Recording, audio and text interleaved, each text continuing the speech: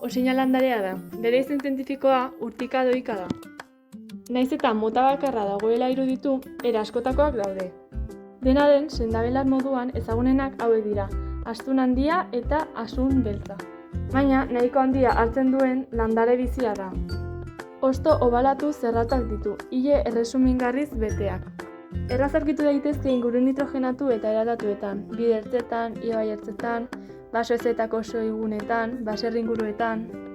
Osinak erabilera asko ditu, infusiorako, zukurako, prostataren arazoak konpontzeko, hilerako.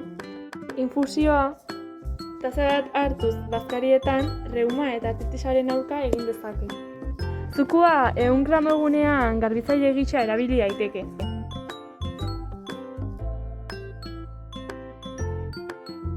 Landare hau biola da eta bere izen zientifikoa biola odorata da. 15 zentimetro neurtzen dituen landare txiki bat da, zurtoingabekoa eta estoloi bidez hedatzen dena. 5 petaloko lorea handia ditu eta usai gozoa dute, eta moreak izaten dira. Baso-ertzetan aurkitzen dira, eta itzala duten zelai eta jarrinetan ere egoten dira. Bioko leku epeletan eta zona tropikal eta subtropikaletan aurkitzen dira. Loreak udaberria baino lehen agertzen dira, eta uda baino hilabete bat lehenago arte egoten dira. Landare osoa erabiltzen da erabilera medizinalak emateko. Betidanik erabili izan da inflamazio zefalea eta epilepsietarako. Gaur egun gehien bat arnasketako trastorno, bronkitis, eztula, katarro eta sukarrerako erabiltzen da. Zikatrizantea da, zauriak garbitzen ditu eta ulzerak tratatzeko ere balio du. Loretatik perfumea ere ateratzen da.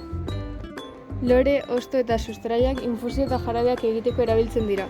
Hala ere, sustraia kantitate txikian bakarrik hartu daiteke, bestela botaka eragin dezakelako.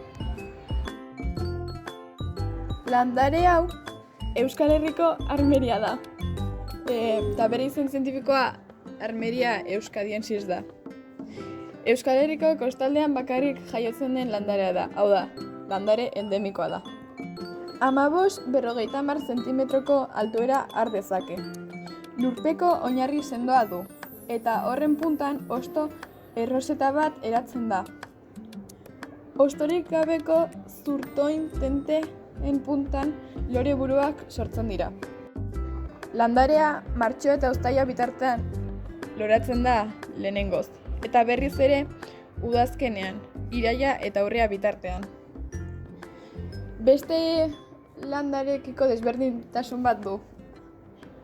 Landare hau ez da sendabelar bat.